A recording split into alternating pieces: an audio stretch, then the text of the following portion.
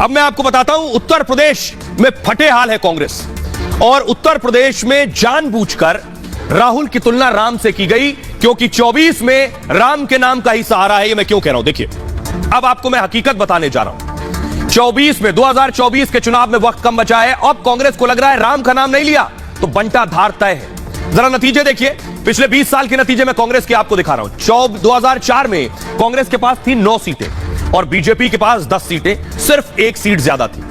2009 में 5 साल बाद चुनाव हुए, उत्तर प्रदेश में 80 लोकसभा सीटें, कांग्रेस के पास थी 21 सीट और बीजेपी के पास थी 10 सीट। फिर देखिए 14 में जब प्रधानमंत्री नरेंद्र मोदी के नेतृत्व में चुनाव लड़ा गया तो कांग्रेस आ गई 2 पर, सिर्फ अमेठी और रायबरेली, और बीजेपी के और एनडीए के खाते में 71 सीट। अब देखिए 19 का नतीजा जब आया तो 2 से आ गए 1 पर, अमेठी हार गए, रायबरेली बची है सोनिया गांधी की, और बीजेपी के पास 62 सीटें। अब 24 का चुनाव बहुत इंटरेस्टिंग होने वाला है। अगर राम नाम छा गया तो ये एक जो सीट है वो भी चली जाएगी रायबरेली की। मैं क्यों कह रहा हूं, ये मैं इसलिए कह रहा हूं क्योंकि 24 में बीजेपी ने बहुत बड़ी तैयारी की है और कांग्रेस का जीतना उस लेवल पर, उस पिच पर नामुमकिन है। ये आप देख रहे हैं, ये राम मंदिर का निर्माण बहुत तेजी से चल रहा है, और ये देख रहे हैं राम मंदिर में निर्माण कार्य किस तरह से चल रहा है, जिस स्पीड जिस रफ्तार से राम मंदिर का निर्माण हो रहा है, तीव्रता से बता रहा है कि 24 चुनाव से पहले राम मंदिर का उद्घाटन भी होगा और शुरुआत भी हो जाएगी, यानी राम मंदिर बनकर तैयार हो जाएगा। और उसके बाद होंगे 24 के चुनाव, तो आखिर कांग्रेस बीजेपी के सामने कहां ठहरेगी, इसलिए राम को करीब लाने की कोशिश कांग्रेस कर रही है। देखिए जरा, बीजेपी की रणनीति के आगे फ्लॉप हो जाएंगे। अयोध्या में भव्य राम मंदिर का निर्माण शुरू हो चुका है, 50% से ज्यादा मंदिर बन भी चुका है। जनवरी 2024 में भक्तों के लिए इसे खोला जा सकता है। 2024 में ही लोकसभा का चुनाव भी होना है और बीजेपी को राम मंदिर निर्माण से फायदा मिलना बिल्कुल तय। देश के सबसे बड़े राज्य उत्तर प्रदेश में कांग्रेस सबसे कमजोर है। 2019 में चुनाव में गढ़ में, अमेठी में राहुल गांधी हार गए थे। सोचिए, सिर्फ सोनिया गांधी के पास 1 सीट बची है और 24 में राम मंदिर का निर्माण हो गया, उद्घाटन हो गया। उसके बाद जब चुनाव होंगे तो ये 1 सीट बचाना कांग्रेस के लिए मुश्किल होगी। 24 में उत्तर प्रदेश पर अब कांग्रेस का फोकस जरूर है। 2024 के लिए राम के नाम का कांग्रेस अब सहारा ले रही है। बिना राम के कांग्रेस का हिंदी बेल्ट में काम नहीं बनेगा। हिंदी बेल्ट में भारत जोड़ो की एंट्री के साथ ही अब राम की याद आ गई है राहुल को। सोचिए जरा, राहुल ने पहले जय सिया राम का मुद्दा उठाकर बीजेपी को टारगेट किया, जय सिया राम पर बीजेपी आरएसएस पर हमला किया, कांग्रेस अध्यक्ष ने मोदी की तुलना रावण से कर दी। यह सब कुछ प्लानिंग के साथ हो रहा है। भारत जोड़ो यात्रा की प्लानिंग में सब शुमार है। राहुल में राम और मोदी में रावण दिखता है। इस नैरेटिव को फैलाया गया। वोट बैंक के लिए जानबूझकर कांग्रेस ने एक एजेंडा सेट किया है, लेकिन अयोध्या और राम मंदिर का मुद्दा बीजेपी का है और उनका कॉपीराइट है। बीजेपी ने कई सालों से इस मुद्दे पर आंदोलन भी किया है। राम मंदिर निर्माण के मौके पर खुद पीएम मोदी पहुंचे थे। 2024 में मंदिर खुल जाने से बीजेपी को इसका सीधा फायदा होगा। हिंदू वोट बैंक एकजुट होगा, जिसका फायदा बीजेपी को मिलेगा। अब कांग्रेस राम के नाम पर सियासत कट वोट चाह रही है। जो राम को लाए हैं हम उनको लाएंगे का नारा लग चुका है 24 के लिए। इसका मतलब वोटर राम नाम पर बीजेपी के साथ खड़ा होगा आकर। तो फिर आखिर कांग्रेस करेगी क्या? दूर मत जाइए, जब से ये भारत जोड़ो यात्रा चल रही है, राहुल ने जैसे ही हिंदी बेल्ट में एंट्री की, या मैं आपसे कहूं जिन राज्यों में राम मंदिर निर्माण का सबसे ज्यादा असर है, उसके बाद से मोदी को रावण कहना हो, जय सिया राम की याद आ रही हो राहुल गांधी की, अब राहुल को की तुलना राम से करना हो, ये उसके बाद से शुरू हुआ। सोचिए जरा, राहुल गांधी ने जय सिया राम का जिक्र किया था, सुनिए। के लोग जय श्री राम करते हैं, मगर कभी जय श्रिया राम और हे राम क्यों नहीं करते? वो सिया राम जय श्री राम तो कर ही नहीं सकते क्योंकि उनके संगठन में एक महिला नहीं है। तो वो जय सिया राम का संगठन ही नहीं है, क्योंकि उनके संगठन में महिला तो आ ही नहीं सकती, सीता तो आ ही नहीं सकती। तो हमारे जो आरएसएस के मित्र हैं, मैं उनसे कहना चाहता हूं, जय श्री राम जरूर, जय सिया राम और हे राम तीनों का प्रयोग कीजिए और सीता जी का अपमान मत कीजिए। और जहाँ तक श्री शब्द का इस्तेमाल है, कोई भी हिंदू जानता है, सनातन धर्म में मानने वाला जानता है कि हमारे धर्म में किसी भी चीज की शुभ शुरुआत के लिए हम जैसे ओम श्री गणेशाय नमः कहते हैं, श्री लक्ष्मी का प्रतीक है।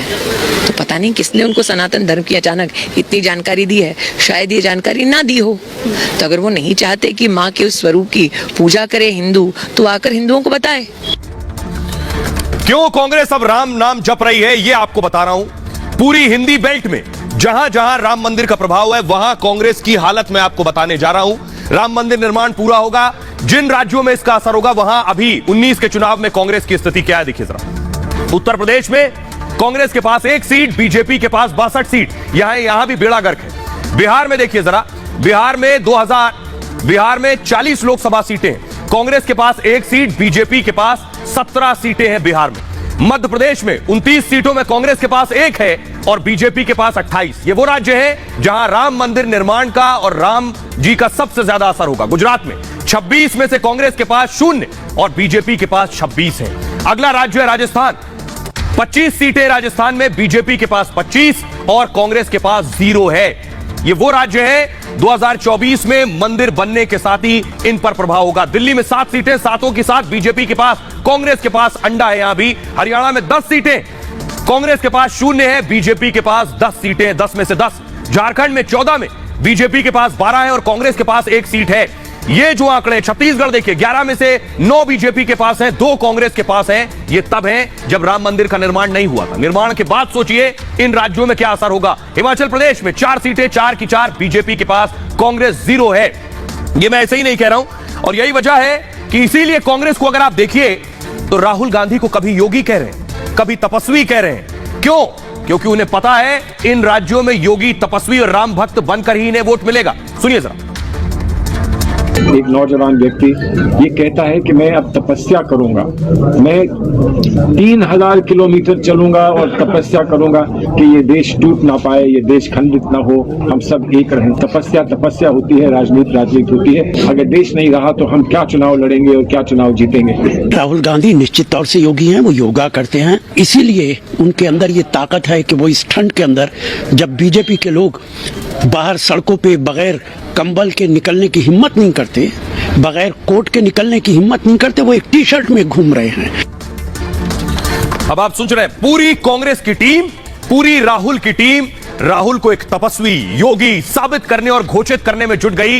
इसके पीछे 24 का चुनाव है। राहुल गांधी समाज सेवा के लिए कोई यात्रा नहीं कर रहे हैं, मकसद है 2024। और पूरी कांग्रेस सोशल मीडिया पर बता रही है राहुल तो टी-शर्ट में घूम रहे हैं, राहुल को तो ठंड नहीं लगती है, राहुल आखिर क्या खाते हैं जो उन्हें ठंड नहीं लगती। पूरी कांग्रेस ये बताने में जुटी है कि यही दरअसल तपस्या है।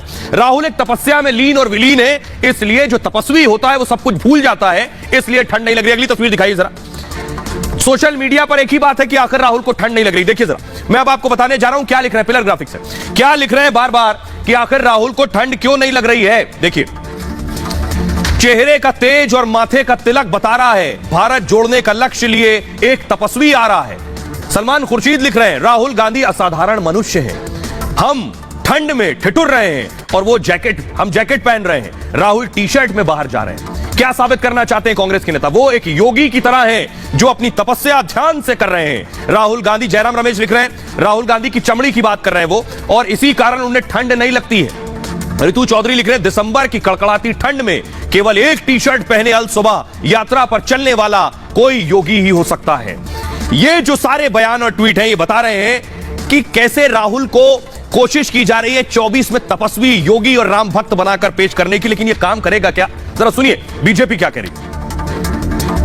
राम को मानते हैं, उनके पद चिन्हों पे चलते हैं, राम के बताए हुए संदेश को फॉलो करते हैं। बीजेपी के लोगों को इससे सबक लेना चाहिए कि जो आदमी भगवान के पद चिन्हों पे चलता है उसमें इतनी ही ताकत आ जाती है। सलमान खुर्शीद कहते हैं और तुलना करते हैं भगवान श्री राम की राहुल गांधी के साथ। ये वही सलमान खुर्शीद है जो अपने आप की तुलना भरत जी से करते हैं। क्या सलमान खुर्शीद किसी और भगवान या किसी और धर्म के इष्ट के साथ किसी की तुलना कर सकते हैं? वो नहीं करेंगे और करना भी नहीं चाहिए। परंतु बार बार हिंदू आस्था पर इस प्रकार की चोट करना यह कांग्रेस की मानसिकता को दिखाता है, किस प्रकार से कांग्रेस पार्टी बार बार वोट बैंक की राजनीति में